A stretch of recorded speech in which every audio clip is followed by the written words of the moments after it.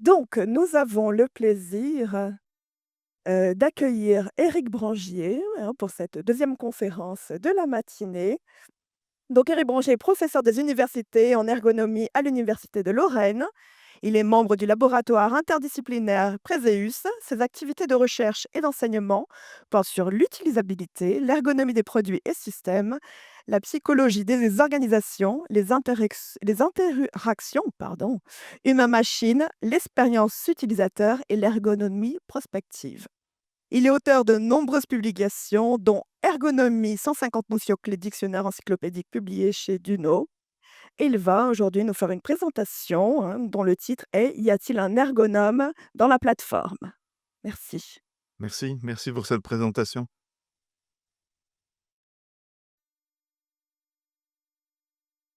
Mesdames et messieurs, chers collègues, mesdames et messieurs les organisateurs, c'est un vrai plaisir d'être ici et je vais commencer comme c'est souvent le cas depuis que je suis petit. Vous avez vu ce qui s'est passé avant que je n'arrive. C'est-à-dire que ce qu'on avait fait comme installation a commencé à dysfonctionner et donc j'ai pas tout à fait la tâche que je voulais avoir, mais un technicien est venu et a refait la tâche pour que j'ai la tâche que je voulais avoir et que ça marche à peu près avec les écrans que je veux avoir. Alors ce truc-là, quand ça correspond pas à la tâche, moi, c'est depuis que je suis enfant. Je sais pas si vous avez le même problème, mais moi, j'ai souvent estimé que le problème, c'était pas moi, le problème, c'était les machines. Les machines, elles sont pas conçues comme je veux qu'elles soient conçues. Les machines, elles font pas ce que je voudrais qu'elles fassent. Alors, j'espère qu'il y a pas de collègues de l'université de Lorraine dans la salle. J'ai utilisé, Arch Moodle, j'ai cliqué sur le bouton et à votre avis, qu'est-ce qui s'est passé?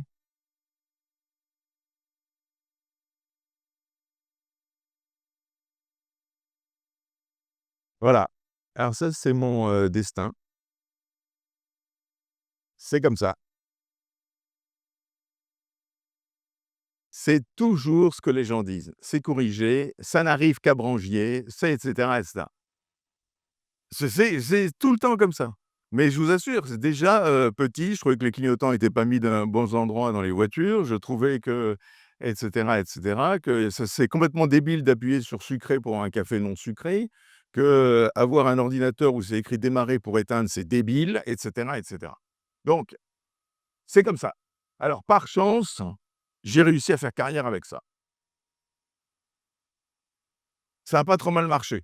J'ai trouvé des maîtres à l'université qui m'ont expliqué tout ça. Et un jour, j'ai trouvé un homme politique américain, vice-président des États-Unis, qui, lui, avait aussi compris ça. Il y a des hommes politiques américains qui sont intéressants. Il y en a même qui ont été prix Nobel. C'est dire. Je voudrais redire ce qu'Al Gore a dit en 98 et je voudrais en même temps montrer l'inclinaison qui va être faite en Amérique du Nord et qui est vraiment pas encore faite en France sur beaucoup de produits et beaucoup de systèmes. C'est-à-dire que à la fin des années 90, vraiment, il y a un tournant ingénierie d'utilisabilité, expérience utilisateur, enfin, ou ergonomie, vous l'appelez un peu comme vous voulez, où un certain nombre d'industries vont comprendre que il faut bénéficier d'une technologie qui soit facile à utiliser. Pourquoi? Parce que les temps de formation vont être courts, parce qu'il y a une limitation des risques pour l'utilisateur, parce qu'il y a un accroissement de performance, et il va dire, ben, l'industrie américaine a tout intérêt à développer ça. Alors, en fin de compte, c'est pas que Al Gore qui l'a dit, c'était certainement pas le premier aux États-Unis à le dire. Et ça, il faudrait revenir à la guerre du Vietnam et même un peu avant pour comprendre tout le courant qui va se nouer autour de l'importance des facteurs humains dans la conception des systèmes techniques, en particulier des ordinateurs. Je ne vais pas vous faire cette histoire-là parce que ce serait vraiment très, très, très, très long et il fait très, très, très chaud. Donc, je vais essayer de répondre au cahier des charges qui m'a été confié, c'est de vous présenter, d'une part, ce qu'était l'ergonomie, vous sensibiliser à ça et de faire en sorte que un certain nombre de questions que j'ai déjà entendues ce matin, eh ben, ont leur réponse si une démarche ergonomique est mise en place. Alors, pour commencer, je vais vraiment, commencer par, heu, c'est quoi l'ergonomie des IHM? C'est quoi l'ergonomie des interactions humain-machine? L'ergonomie, pendant très longtemps, ça a été une ergonomie physique.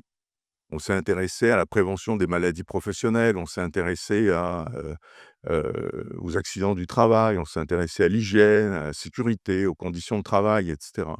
Et avec l'arrivée de l'informatique, on a vu le travail évoluer de situations qui étaient plutôt un travail manuel, ce qui ne veut pas dire que dans le travail manuel, il n'y a pas de dimension cognitive, hein, c'est pas ce que j'ai dit, et à un travail qui devient de plus en plus cognitif et où le problème, c'est d'arriver à concevoir des interfaces qui vont être complètement compatibles avec la manière dont l'individu fonctionne par rapport à la tâche qu'il a à accomplir. Donc on va effectivement, à partir des années 60, en ergonomie, 57 pour être précis, développer, l'ergonomie des interactions, homme-machine, ordinateur, et cetera, et on va se centrer sur l'ergonomie dite cognitive. Alors, qu'est-ce que l'ergonomie des IHM? Eh bien, c'est la discipline, ça c'est simple, hein, c'est la discipline qui étudie la conception, la correction et l'utilisation des interfaces personnes-systèmes dans le but de permettre le meilleur aménagement possible entre les opérateurs, leurs tâches, les logiciels, les contextes professionnels au sens large, c'est les contextes d'usage, les contextes sociaux.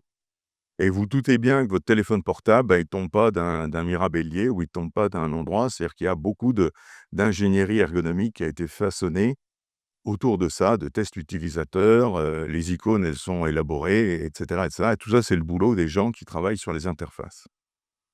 Alors ça a des implications, l'ergonomie, c'est que, heu, cette implication fait qu'il faut que les systèmes tiennent compte des caractéristiques des utilisateurs. C'est-à-dire, il faut partir de l'utilisateur. Qu'est-ce que l'apprenant veut faire? Quelqu'un l'a dit ce matin, un des problèmes de Moodle, c'est que c'est centré cours. C'est pas faux, hein, réfléchissez à ça, c'est pas faux, hein, c'est même pas mal le vrai, quoi, et il est pas centré sur, l'utilisateur apprenant. C'est-à-dire comment il fonctionne?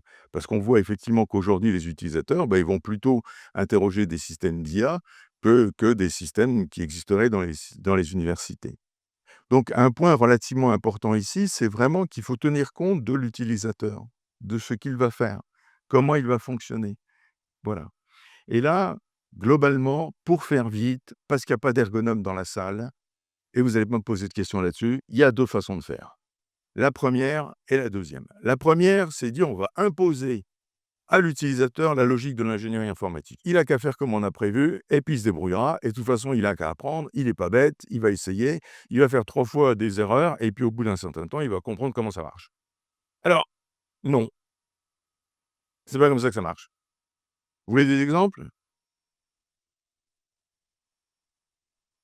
Three Mile Island, ça fait beaucoup de morts. Bhopal, ça fait beaucoup de morts. L'Airbus, du Mont-Saint-Odile, ça fait beaucoup de morts. Tout ça, c'est des problèmes ergonomiques aussi, hein, ne l'oubliez pas. C'est que la tâche n'a pas été bien faite. Le cockpit du Airbus, était mauvaise, hein, sur, je ne vais pas détailler, mais ça prendrait beaucoup trop de temps ici. Mais non, l'utilisateur ne s'adapte pas. C'est-à-dire qu'il y a des situations qui sont très mal faites et quand c'est très mal fait, il y a des catastrophes qui arrivent derrière. Alors, ici, on voit que l'apprentissage est long, les erreurs vont être importantes, les erreurs vont être fréquentes, la charge de travail va être élevée.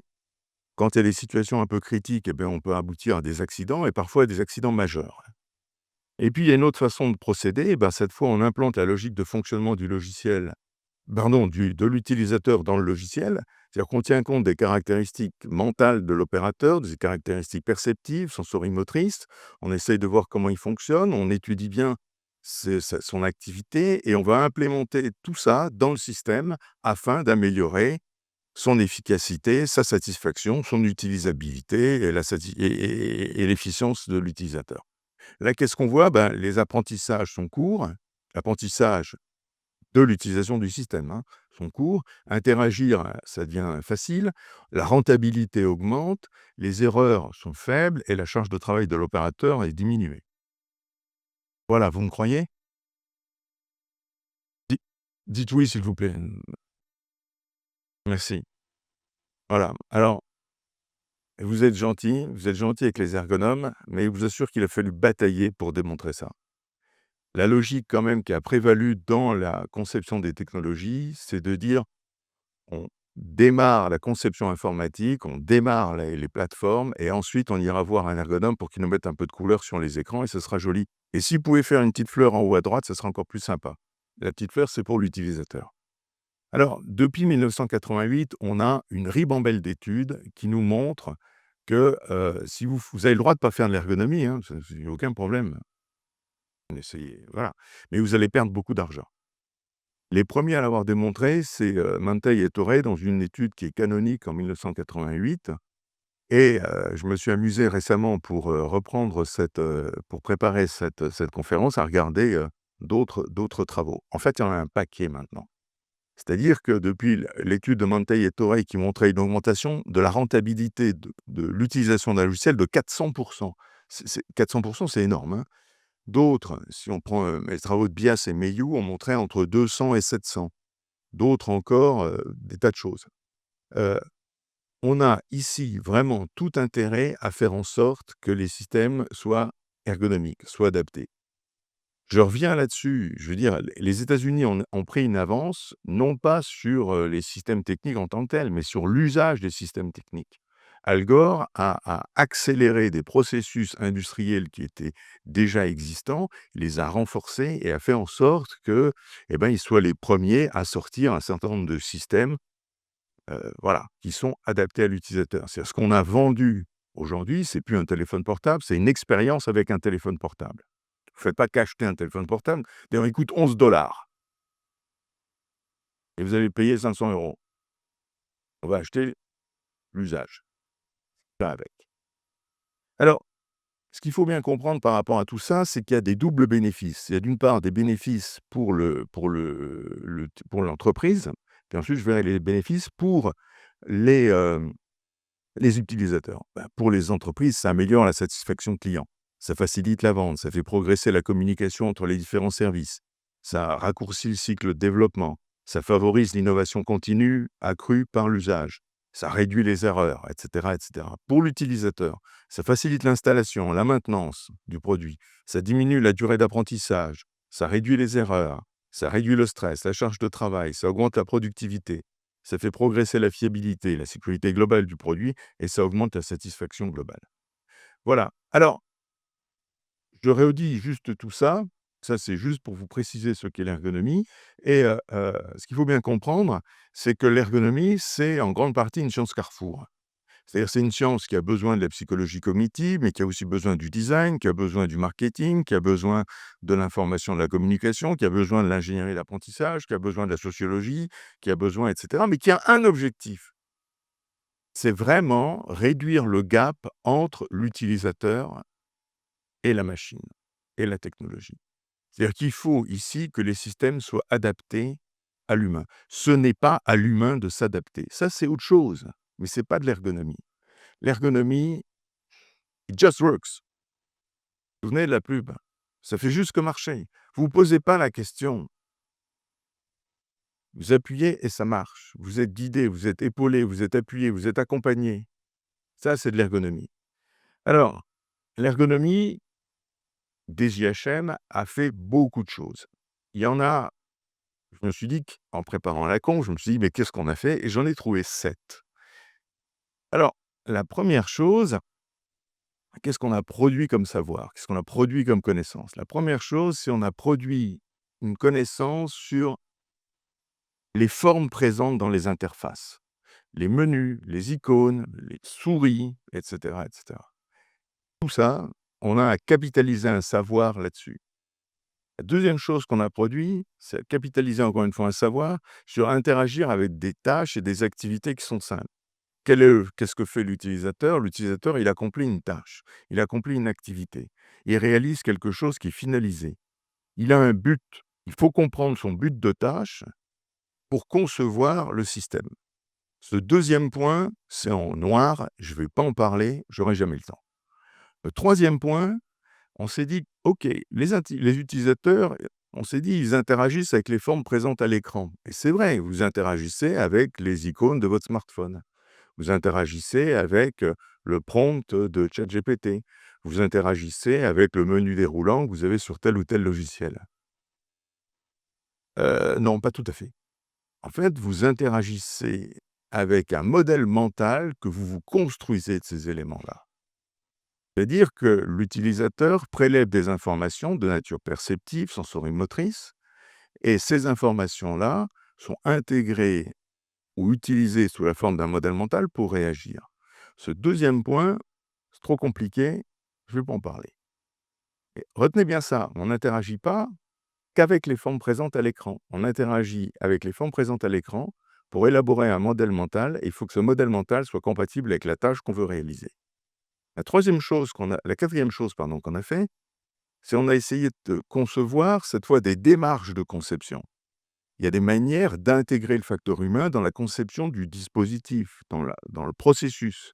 À quelle étape on va voir les utilisateurs? À quel moment fait-on les tests? Quel type de test doit-on faire? Est-ce qu'on fait des tests en laboratoire? Est-ce qu'on fait du eye tracking? Est-ce qu'on fait du suivi de mouvement oculaire? Est-ce qu'on fait de la réponse électrodermale? Etc., etc. Ça serait trop compliqué, je ne vais pas en parler ici. La cinquième chose, c'est, alors, j'ai choisi d'en parler, c'est interagir, c'est quoi? Interagir, c'est vivre une expérience utilisateur, et ça, on le voit bien aujourd'hui. C'est-à-dire qu'il y a une dimension nouvelle dans l'interaction, qui est plus qu'un acte mécanique ou biomécanique entre un humain et une machine, mais vivre une interaction, c'est vivre quelque chose de singulier avec des émotions, des formes de relations sociales, etc. J'essaie de parler de ça. La sixième chose qu'on a fait, c'est on s'est dit: «Mais les systèmes deviennent de plus en plus des prolongements humains, les systèmes deviennent de plus en plus symbiotiques ou technosymbiotiques ou hybrides ou fusionnels», vous prenez les mots que vous voulez, et on a essayé de comprendre, et on continue là pour le coup de comprendre cette relation, symbiotique qu'on a entre, l'homme et la machine, et à laquelle, je pense que l'IA contribue de façon spectaculaire en ce moment. Et enfin, aujourd'hui, les problématiques nous amènent à penser des questions éthiques dans les situations, de conception des systèmes techniques, et je vais parler de ces points-là. Donc, j'essaie de vous brosser à peu près tout ce qu'on a essayé de faire en ergonomie, et puis il y a 3 points, je vais essayer un petit peu de vous développer. Le premier point, c'est effectivement interagir avec des formes présentes à l'écran. Voici un écran la fin des années 80. Il y en a qui n'étaient pas nés dans la salle, mais moi j'étais né déjà. C'est illisible. Les gens se disaient: «Bah, ça va être beau si on met plein de couleurs». Non, c'est juste mauvais. Ça n'a rien à voir, c'est juste mauvais. Point, c'est pas bon. Et ici, vous voyez que derrière, il y a le problème de la lisibilité qui est posé. Alors les problèmes de lisibilité aujourd'hui sont quand même, à moins de faire des conneries, généralement les gens ils savent à peu près faire, quoi, hein. Heu, Ce que je vais essayer de vous présenter, c'est comment l'ergonomie ici a trouvé des solutions aux évolutions technologiques qui se sont passées de 1950 à 2030. Alors, il faut bien mettre en relation, en fin de compte, le développement technologique à une époque donnée, et puis voir l'interaction, mais pas au sens l'interaction scientifique, hein, cette fois qu'il y a, ou la relation scientifique qu'il y a avec le développement de l'ergonomie et des sciences cognitives à cette époque-là. Quand l'informatique se développe, c'est une informatique qui est centrée sur des pionniers et des chercheurs. Elle se développe à partir des années 50. C'est surtout les gros laboratoires de recherche ou les très grosses entreprises, plutôt militaires, on va dire, pour faire vite. Et ici, on a une ergonomie excusez-moi, à partir des années 60, on va commencer à avoir les castes d'experts, donc les informaticiens ont un pouvoir considérable dans les entreprises. L'ordinateur est centralisé, c'est les gros ordinateurs, les gros, séries, 3000 d'IBM, et cetera, jusqu'à peu près dans les années 80. L'informaticien dit à l'utilisateur: «J'ai modifié ton travail, maintenant tu travailles comme ça», et l'utilisateur, il dit: «Non, j'y arrive pas, je peux pas», et on a ici, des tas de travaux, Landauer par exemple, qui ont démontré les coûts d'une informatisation qui était absolument pas adaptée. À partir des années 80, vous avez la micro-informatique qui arrive. Cette micro-informatique chamboule complètement la donne et redonne du pouvoir à l'utilisateur. Les utilisateurs vont commencer à utiliser à l'époque les multiplans Lotus, et aujourd'hui Excel, et vont faire eux-mêmes des mini-programmes pour s'approprier leurs données, travailler leurs données, etc. À partir de, excusez-moi, chose très importante, j'ai oublié de dire, ici, l'essor du jeu vidéo, très très important. Vous allez voir pourquoi. Essor du jeu vidéo et on va voir ici que l'important n'est pas avoir une tâche qui a un but fini, mais que la tâche dure longtemps. Hein, vous achetez pas un jeu vidéo pour jouer 3 minutes. Vous achetez un jeu vidéo pour jouer 3 jours dessus. Donc ici, il y a un objectif qui est un objectif de plaisir. Je reviendrai là-dessus. À partir des fin des années 90, début des années 2000, on a, le projet de McLuhan qui était prévu des années 60, hein, là, il était très prospectiviste, qui est de dire: «Bah, il y a un village, la planète Terre va devenir une espèce de village global et ce village global va banaliser complètement l'essor de l'informatique» et ici, on va voir apparaître internet. La relation entre les humains est complètement, liée, beaucoup plus proches les uns des autres et aujourd'hui, on en est aux technologies enfouies. C'est-à-dire qu'ici, ben, les technologies, on se rend même plus compte qu'elles sont présentes, mais on est partout en même temps. Les technologies sont masquées, sont cachées. On nous a fait passer un QR code, heu, bien pour montrer qu'il y a des objets qui sont sur internet qui communiquent avec nous. Ce, alors qu'est-ce qu'a fait, ici cette 1re ergonomie, cette ergonomie des critères, on va dire? Et bah, d'abord, on s'est intéressé aux critères d'accessibilité. C'est les premières choses qu'on a fait. À l'époque, on appelait ça l'accessibilité. Vous voyez que le mot aujourd'hui s'est généralisé à plein de choses. Mais ici, c'était vraiment l'accès. Je vous rappelle qu'en 1960, c'est la première fois 1959 pardon, enfin avant les années 60, c'est la première fois qu'on connecte un ordinateur à un écran. Avant, il y avait pas d'écran. Donc, il y a des vrais problèmes d'accessibilité et vraiment quoi et les 1ers ergonomes qui ont travaillé là-dessus se sont dit: «Voilà, il faut définir des critères pour accéder à tout ça». Donc il faut rendre le système accessible. À partir des années, 80, 70-80, on s'est posé des questions de: «OK, l'accès, c'est bien, mais il suffit pas que ce soit accessible. Il faut que ce soit utilisable, il faut que ce soit simple à utiliser. Il faut développer la simplicité». La simplicité va devenir une norme ISO, hein. La 3e chose qu'on va développer avec le jeu vidéo, c'est les critères pour les émotions. Comment organiser le challenge social? Comment rendre, comment faire le jeu? Qu'est-ce que c'est que la jouabilité? Et cetera, et cetera. Donc ici, on a fait des critères pour le design émotionnel. À partir des années, 2000, vont apparaître des critères pour internet. C'est-à-dire ici est lié au commerce électronique. Vous savez que le but d'Amazon, c'est pas que vous achetiez des produits chez Amazon. Le but d'Amazon, c'est que vous n'achetiez nulle part que sur Amazon. C'est pas tout à fait pareil.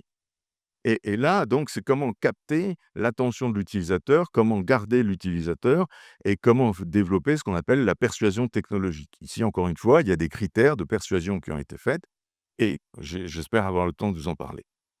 Et enfin, aujourd'hui, on a des problématiques qui se situent autour de l'éthique et de la gamification parce finalement, on utilise l'utilisateur pour faire quelque chose que des fois, il n'a pas envie qu'on lui fasse faire, mais qu'il fait quand même et il ne sait pas trop ce qu'on fait de ces données, et cetera, et cetera. Donc vous voyez, dans cette évolution des critères, on est passé de l'accessibilité à la praticité, à les émotions, comment faire des interfaces avec des impacts: «Waouh, waouh, c'est génial, j'ai envie d'utiliser ça», avec des interfaces qui m'amènent à développer un comportement que je ne réaliserai pas spontanément. Facebook, c'est un champion du monde là-dedans, hein. Comment faire des interfaces hyper persuasives, OK? Et puis aujourd'hui, il y a des problèmes qui sont, éthiques. Alors, je vais maintenant parler d'un point qui est les critères de persuasion. Parce que vous allez voir pourquoi. Alors, d'abord, j'ai travaillé dessus, j'ai publié là-dessus, et ça, c'est tant mieux. Aimez-vous les maths? Alors, il y a des profs de maths qui vont dire: «Mais bien sûr qu'on aime les maths, on adore les maths, tout le monde adore les maths». Alors, on a travaillé avec un collègue montréalais que certains connaissent, qui est Michel Desmarais, sur justement l'application de l'École polytechnique de Montréal, qui s'appelle Exercice, pour aider les étudiants ingénieurs à faire plus de maths. Parce que quand même, ce qu'on attend d'un ingénieur, c'est qu'il maîtrise bien les maths et c'est important pour lui. Donc là, on a inspecté en fait, pour vous donner le contexte, les étudiants passent un examen quand ils arrivent en première année et en fonction des résultats de l'examen, on va les aiguiller sur le type d'exercice de maths qu'ils doivent faire. Plus d'algèbre, plus de probabilité, plus de ceci, et cetera, pour les mettre à niveau. Et donc il y a une plateforme ici qui est encore une fois connectée au Moodle de Polytechnique et sur laquelle il y a effectivement ces exercices. Quand on regarde ces exercices, il y a 8 écrans. un écran d'accueil, un écran de confidentialité de consentement, un écran d'introduction générale aux exercices, etc. 1040 exercices, donc oui, il y en a un paquet. Et donc, on a essayé de comprendre pourquoi les étudiants n'utilisaient pas, c'est la question, pas suffisamment cette plateforme. Voilà. Alors, on a inspecté ça. D'abord, on a inspecté avec des critères d'accessibilité. Il n'y a pas de problème, c'est bien fait. Ensuite, on a inspecté avec des critères d'utilisabilité. Il n'y a pas de problème, c'est bien fait. Et on a inspecté avec des critères d'émotion. Là, on s'en fout un peu. C'est pas du jeu vidéo, c'est des maths, quoi. Si vous transformez ça en un jeu, c'est autre chose, quoi. Puis c'est des ingénieurs, ça rigole pas. Et on a inspecté ça avec des critères de persuasion technologique. Donc on a regardé les écrans et chaque fois on inspecte. Alors on dit l'attractivité, non, c'est pas bon. La mise en curiosité, non, c'est pas bon. La suggestion, non, c'est pas bon. La crédibilité, ouais, Polytechnique, c'est sérieux, ça c'est bien. L'engagement, non, c'est vraiment pas bon. On n'engage pas l'utilisateur à faire la tâche qu'il voudrait faire. L'appel à l'action, il n'y en a pas. La privacité, ouais, c'est super. Et effectivement, il y a le consentement, il y a tout. La sollicitation, non, on ne sollicite pas l'utilisateur. La privacité, c'est très bien, etc., etc., etc. Et on a fait tous les écrans. Et là, qu'est-ce qu'on regarde ? On s'aperçoit très vite que vous voyez qu'il y a des critères en termes de persuasion qui ne sont pas satisfaits. La crédibilité, elle est là, elle fonctionne, ça marche, super. La privacité, c'est bon. Tout le reste, ça ne marche pas. Un utilisateur, il ne se sent pas aidé, il ne voit pas des choses attractives, il n'est pas sollicité par les autres, il n'y a pas d'engagement, il n'y a pas de mise en relation à autrui, il n'y a pas d'effet teasing, il n'y a pas, etc., etc. Et là, on voit effectivement que s'engager dans un apprentissage, comme ici l'apprentissage des mathématiques, ça implique d'être persuadé par certaines interfaces qui vont être persuasives. C'est-à-dire qu'il faut amener l'utilisateur à faire ce qu'on souhaite qu'il fasse. Et c'est important pour lui. Et pour nous, parce que quand on passe sur un pont, on voudrait que le pont il soit conçu par un ingénieur qui maîtrise bien les maths, parce qu'on n'a pas envie que le pont s'écroule. Voilà. Alors, sur la base de ça, on a montré qu'effectivement, la persuasion dans les interfaces peut être utilisée, et on l'a utilisée dans d'autres projets par ailleurs. La deuxième chose que je voudrais évoquer maintenant avec vous, j'en ai fini avec cet aspect de critères, c'est pour vous aider d'aller voir un peu plus loin. La deuxième chose qui me semble importante, c'est vivre l'expérience. Alors vous avez vu, je vous ai mis des pubs. Quelqu'un fait la relation entre tout ? Ouais ? C'est ça ? On l'applaudit bien fort. Bravo, vous êtes le meilleur de mes étudiants. Jamais mes étudiants savent répondre. C'est Raymond Lévy. C'est un Français qui a émigré aux États-Unis et qui était designer et qui a fait la fusion, grosso modo, entre les arts et l'industrie, pour faire vite, et qui, à mon avis, est un personnage assez clé. Souvent, on cite d'autres auteurs en ergonomie, mais si je vous mets leur photo, vous ne saurez pas qui c'est. Donc là, Raymond Lévy me semble vraiment quelqu'un d'intéressant. En plus, il y a sa bibliographie qui était sortie il y a une quinzaine d'années sous la forme d'un livre. Et c'est effectivement un designer industriel qui a inventé le design industriel, pour faire vite.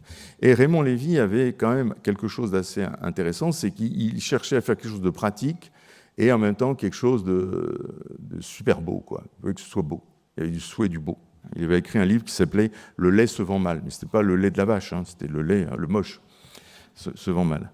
Voilà. Alors, par rapport à Raymond Lévy, je voudrais revenir justement sur ces critères, ce qui vont permettre de faire la transition avec l'expérience utilisateur. Je vous ai parlé de 4 types de critères. Les critères d'accessibilité, de persuasion, d'émotion, de praticité. En fait, quand on regarde ces critères, on voit bien qu'on a un pôle expérience vécue et on a un pôle expérience fonctionnelle. C'est-à-dire ce qu'on veut qu'un système informatique fasse, c'est on veut qu'il fasse bien la fonction sur laquelle il a été fait. Si je veux que mon téléphone téléphone, je veux qu'il téléphone. Il faut qu'il soit une fonction. Il faut que la fonction existe. Mais je veux aussi vivre des expériences. C'est-à-dire qu'il faut que la manière dont je téléphone soit plus simple, plus agréable. Par exemple, je n'ai plus besoin de mémoriser les numéros. Je vais juste me rappeler dans un annuaire les noms des gens. Je n'ai pas besoin de mémoriser les numéros. Donc tout ça, ça améliore mon expérience, qui est aussi une expérience vécue. Et vous voyez, donc on a deux pôles relativement importants. On a d'une part un pôle qui est l'expérience fonctionnelle ou utilitariste, ou peut-être un peu froide, on va dire. Ici, on mettrait plutôt ce qui relève de l'accessibilité et de l'utilisabilité. Et puis, on a un autre pôle qui est l'expérience vécue ou expérientielle. Ici, c'est plutôt les émotions, plutôt les formes de persuasion. On a besoin des deux. On a besoin du vécu et on a besoin de la fonction. On a besoin de réaliser des tâches, mais on a aussi besoin d'avoir du plaisir quand on réalise les tâches. Donc il faut arriver à mixer les deux. Alors, pour mixer les deux, je vais vous... Et puis pour préciser cette notion d'expérience utilisateur qui, des fois, est souvent utilisée, pas tout à fait comme je voudrais qu'elle le soit, donc je vais quand même vous préciser un petit peu ce que c'est qu'un l'expérience utilisateur et ce que ça implique. Donc prenons un utilisateur. L'utilisateur, il interagit avec un système. Ici, pour notre cas, ce serait une plateforme Moodle. Cette interaction, elle va dépendre de trois choses. D'une part, des caractéristiques de la personne. Est-ce que la personne, quel âge, sexe, type d'apprentissage, expertise, etc., etc. Deuxième chose, c'est les propriétés intrinsèques du système. Qu'est-ce que mon système fait? Qu'est-ce que mon système sait faire? Comment il sait le faire? Etc., etc. La troisième chose, c'est le contexte d'usage. Où je suis? Je suis dans un train, je suis à la fac, je suis où? C'est quoi mon usage? Je vais en faire quoi? Ces trois choses-là vont définir deux choses. D'une part, la perception de l'expérience fonctionnelle. Est-ce que je retrouve bien les fonctions que je souhaite avoir dans mon système? Et l'expérience vécue, est-ce que c'est bien les expériences que je voudrais vivre ou qui m'aident à vivre ou mieux vivre par rapport à tout ça?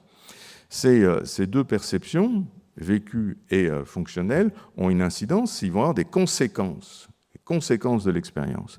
Et les conséquences de l'expérience, il y a trois effets. Le premier effet, c'est un effet sur l'utilisateur, sa technologie et son contexte. C'est-à-dire que le système boucle.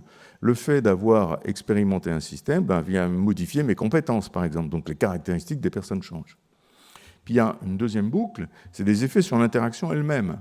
C'est-à-dire que je connais mieux mon système, j'ai appris à l'utiliser. Ici, il y avait tel écran, je ne sais pas trop ce que ça voulait dire, maintenant je sais ce que ça veut dire parce que je l'ai utilisé plusieurs fois. Et puis vous avez des effets extra-interactionnels, c'est-à-dire des effets qui vont au-delà de l'interaction. Des effets qui peuvent être sociaux, qui peuvent être politiques, qui peuvent être culturels, idéologiques. Est-ce bien raisonnable? C'est super de faire des jeux vidéo, mais est-ce que ça vaut 4 centrales nucléaires dans le monde? Je peux m'interroger là-dessus. Et vous voyez qu'ici, j'ai un effet qui va au-delà de... C'est ce que ça coûte. Jouer aux jeux vidéo, ça fait 4 centrales nucléaires qui tournent à temps plein. Ou thermique, c'est ce que vous voulez, quoi. Mais ici, on peut se poser d'autres questions, qui sont des effets au-delà de l'interaction. Alors, ces effets de l'interaction, eux-mêmes, d'autres effets, les effets extra-interactionnels, ont des effets eux-mêmes sur les autres effets de notre système que je suis en train d'essayer de vous décrire. Alors, vous voyez qu'ici, en fin de compte, dans l'expérience utilisateur, qu'est-ce que ça nous montre? Qu'on a besoin de plaisir et de fonction, de beauté, d'utilisabilité, d'émotion et de simplicité, de vécu expérientiel et de vécu fonctionnel. Et là, on s'est posé des questions sur, justement, comment améliorer, comment augmenter l'expérience vécue. Est-ce qu'on peut augmenter l'expérience vécue? Et notamment par une tendance actuelle qui est de gamifier plein de choses. Donc si on gamifie, on ludifie, en bon français de France, eh bien on espère augmenter l'expérience vécue par nos utilisateurs. Alors on s'est posé cette question-là, et je vais vous donner quelques éléments de réponse. L'idée, c'est qu'en fin de compte, encore une fois, quand on veut étudier l'impact sur l'utilisateur dans une expérience d'interaction, eh bien, il faut regarder le côté vécu, puis le côté fonctionnel. Ici, on s'est posé ces deux questions. Donc, est-ce que la gamification correspond à un enrichissement de l'expérience vécue? Est-ce que ça correspond aussi à une expérience fonctionnelle qui serait peut-être plutôt négative? Alors, quel était le problème? Donc, deux hypothèses. C'est une petite expérience, on l'a publiée, tout ça a été publié. Première hypothèse, l'impact vécu. Donc, on s'attend à ce que les scores de mesures vécues soient supérieurs pour un système gamifié que pour un système non gamifié. Et un impact fonctionnel, donc on s'attend à ce que les scores de mesures fonctionnelles supérieurs pour le système non gamifié que pour le système gamifié. Voilà. Il y a eu 20 participants. C'est dans un contexte d'entreprise, une vraie entreprise. C'est pas un laboratoire, c'est une vraie entreprise. Et on a fait plein de mesures là-dessus. Je vous présente rapidement les écrans. Donc ici, à gauche, chaque fois, vous avez l'écran... vous avez les versions non gamifiées et les versions gamifiées. Et vous voyez que la gamification rajoute des aides au soutien à l'activité, au soutien à la navigation, au soutien à l'utilisateur, au soutien à l'apprentissage, au soutien à l'expérience vécue, etc., etc. Donc on développe l'attractivité, on développe les émotions, on développe plein de choses comme ça. Et ici, je vous présente plusieurs écrans.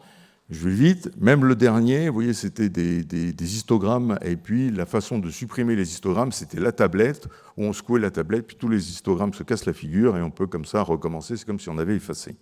Alors, qu'est-ce qu'on a montré là-dedans? Eh bien, effectivement, une interface gamifiée est plus ludique qu'une interface non gamifiée. Le niveau de contentement de l'utilisateur et de satisfaction, si vous voulez, de l'utilisateur est plus importante. Les émotions positives sont plus importantes quand le système est gamifié. La symbiose, et ça c'est danger pour moi, symbiose, attention, on va se faire avoir, enfin, on a un côté symbiotique qui devient plus important, donc certains vont dire des formes d'aliénation qui sont plus importantes, et un symbiose système qui augmente aussi. Pas d'effet sur la créativité et pas d'effet sur un changement d'attitude. Voilà. Aujourd'hui, on a beaucoup travaillé, enfin aujourd'hui, les chercheurs ont beaucoup travaillé cette question de gamification, et dans cette question de gamification, il y a un point important qui apparaît, c'est des points qui sont quand même aujourd'hui de plus en plus négatifs.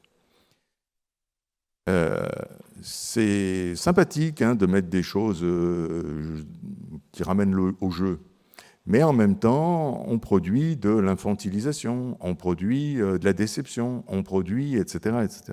Et je voulais vous faire part d'un article extrêmement récent, parce qu'il vient de sortir, de deux collègues indiens sur les mécanismes de la déception liés à la gamification, et il y en a 4. Il y a premièrement des impacts psychologiques, comme la déception, des attitudes pessimistes, du regret, de l'irritation, de la culpabilité, de la méfiance qui apparaissent, la démotivation également qui apparaît. Alors, enslavement, c'est un peu difficile à traduire, mais c'est pas esclavagisme de soi-même, c'est pas soumission, c'est quelque chose qui est entre les deux. C'est-à-dire, je me soumets à la machine, je deviens un esclave de la machine, d'inefficience, de situation chaotique, sentiment d'augmentation des comportements d'urgence, du sentiment d'urgence.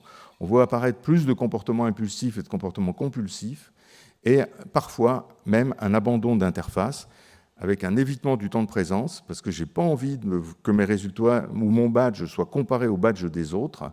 Les utilisateurs quittent les systèmes gamifiés pour les systèmes non gamifiés, vont ignorer les interfaces et parfois se désengagent. C'est exactement l'inverse de ce qu'on voulait. Alors, vous voyez que par rapport à la gamification, on peut se poser la question de savoir si on va vers une sorte d'hédonisme productif.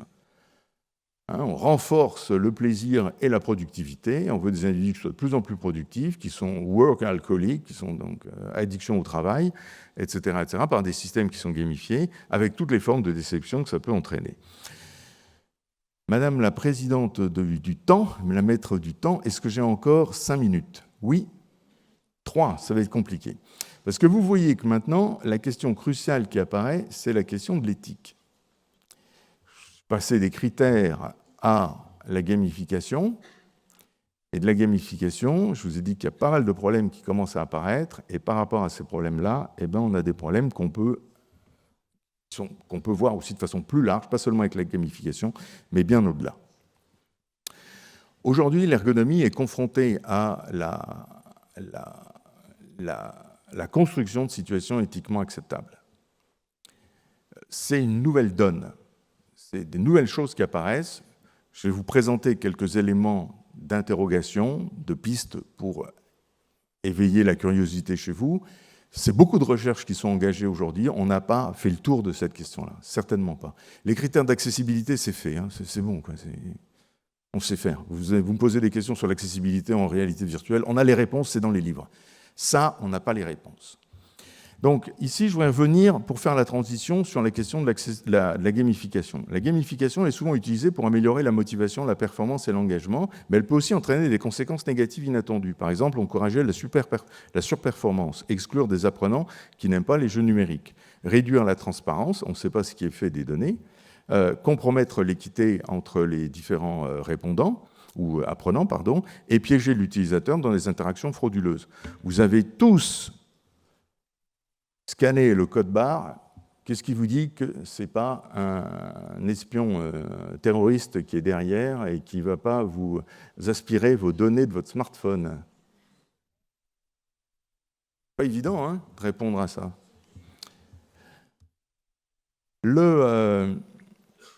J'en viens maintenant regarder à quelques points. Alors, le collègue qui a parlé avant a parlé des badges. il y a deux phases dans un badge. Hein. Il y a l'implication éthique avec les risques et puis l'implication éthique avec les bénéfices. Si on regarde les badges, c'est ma deuxième ligne, le badge peut, en termes de risque, entraîner une perte de motivation intrinsèque. Moi, j'essaye de travailler, je suis dans ma classe, mais j'ai jamais le bon badge, quoi. Tous les autres, ils les ont. Et pourquoi moi, j'ai pas le bon badge? J'en ai marre, je veux plus de ce système-là. Puis j'ai l'inverse. Ça valide des compétences, ça a un suivi de progrès, ça met qu'on a appris telle ou telle chose. Et là, vous voyez que beaucoup d'éléments de gamification peuvent être étudiés d'un point de vue du risque éthique ou bien du bénéfice éthique par rapport à tout ça. Alors, l'éthique, ici, elle est fondée quand même sur 5 grands principes. Le premier principe, c'est on n'exploite pas, non-exploitation, donc ne pas instrumentaliser les utilisateurs à des fins de productivité. Premier principe éthique. Deuxième principe éthique, c'est l'autonomie. Il faut garantir la participation volontaire et renforcer la liberté d'action. Troisième principe éthique qu'on retrouve, c'est la transparence. Ici, c'est expliquer clairement les objectifs à l'utilisateur, qu'est-ce qu'on va faire de ce qu'il fait, de ses données, l'équité et protéger la vie privée. Voilà, comme on m'a fait accélérer, merci Delphine, je voudrais vous soumettre à votre réflexion les tableaux d'une équipe allemande qui, je trouve, a fait un travail qui vient d'être publié, j'ai trouvé très, très intéressant, sur les neurodroits des utilisateurs et les formes d'éthique sur lesquelles on doit veiller aujourd'hui, que ce soit dans les situations d'apprentissage ou plus globalement dans toutes les situations d'usage avec les systèmes techniques. Ce qu'ils disent, c'est qu'il y a 5 domaines de l'éthique vraiment à développer. Le premier, c'est la privacité mentale. Ici, il faut savoir qui est propriétaire des données. C'est l'auteur ou c'est la plateforme? C'est l'université ou c'est une société privée? Qu'est-ce qu'ils vont faire de ces données-là? La privacité mentale, elle doit apparaître. La deuxième chose, c'est l'identité personnelle. Est-ce que l'utilisateur est informé des données collectées pendant son apprentissage? Oui ou non? Qu'est-ce qu'on va faire de ces données? Est-ce qu'on fait des modèles scientifiques de l'apprentissage ou au contraire, est-ce qu'on le piste pour faire autre chose? Est-ce qu'il y a des protections contre les utilisations inadaptées? Discrimination, stigmatisation, exclusion. Troisième critère, la libre volonté. Est-ce que l'utilisateur a donné ses droits pour utiliser librement, de participer ou non à un apprentissage personnalisé? Plus on va vers la personnalisation, plus on a accès aux données personnelles des gens, des utilisateurs. Comment faire tout ça? Quel est le niveau de pression de l'organisation? Est-ce qu'une organisation peut se dire je ne veux pas avoir des informations personnalisées? Pour évaluer les étudiants, c'est difficile quand même. Hein. Donc il va falloir qu'on réfléchisse aussi à tout ça. Comment c'est régulé par l'organisation? Quatrième critère, c'est un accès respectueux à l'augmentation cognitive. Ici, on a des systèmes qui visent à augmenter les cognitions des gens. Est-ce que l'accès est possible à tous les utilisateurs, dans toutes les conditions, sans se faire piéger? Est-ce que je sais ce que ChatGPT fait des données que je lui dépose? Non. Hein? Quels sont les effets d'augmentation cognitive et sont-ils souhaités par l'utilisateur? Est-ce que ces effets, quand je me connecte, je sais ce que ça va générer chez moi? Non. La protection des biais. Alors là, les Allemands, ils sont... Waouh! C'est carrément... Voilà, je l'ai vu la semaine dernière, Torgerson disait il va falloir que les sites affichent les biais cognitifs qui sont utilisés. Vous voyez qu'ici, on a une vision radicale de l'éthique. Donc, quels sont les moyens mis en œuvre pour protéger sur les biais cognitifs? Est-ce qu'on doit afficher les biais cognitifs? Sont-ils détectés dans le système? Comment on informe l'utilisateur des biais cognitifs qu'on va utiliser dans le système? Alors, vous voyez qu'ici, on est face à de nouveaux défis dont la réponse n'est pas que dans l'interface. Il me reste 30 secondes, ça va me suffire. N'est pas que dans l'interface, elle est dans 3 choses. La première chose, c'est effectivement dans l'interface elle-même. Alors ça, c'est les travaux d'Anderson et Anderson, l'époux et l'épouse, qui avaient montré qu'il faut, et on peut intégrer des critères éthiques dans la conception même des interfaces à l'écran, etc. etc. La deuxième chose, c'est l'éthique des concepteurs. Ici, vous êtes potentiellement des concepteurs, bien évidemment, de données pédagogiques, mais aussi d'un certain fonctionnement éthique. Et ici, on a un utilitarisme qui est forcément en tension avec l'éthique. On veut avoir des savoirs utilitaires, et c'est bien, il faut que les gens apprennent, il y a plein de choses à savoir, ils viennent pour ça aussi, nos étudiants, mais en même temps, on est confronté à des questions éthiques. Est-ce que provoquer l'engagement de l'utilisateur et donc finalement s'affranchir d'une certaine part de son autonomie pour l'amener vers là où on veut qu'il aille, est-ce que c'est librement consenti par lui-même, par exemple ? Et la troisième chose, c'est le pôle éthique au niveau de l'organisation. Et au niveau éthique, au niveau de l'organisation, on est face à un espèce de ludocapitalisme qui s'est généralisé. Alors c'est Joseph qui dit ça depuis 2013, où il y a ici l'IHM qui modifie en profondeur nos comportements et on essaye d'avoir des systèmes qui soient de plus en plus simples, agréables, faciles, jouables. Et qu'est-ce qu'on fait de tout ça? Est-ce que c'est ce que l'on veut faire dans cette société? Ce n'est pas ma conclusion, mais ça tiendra lieu de conclusion. Je vous remercie.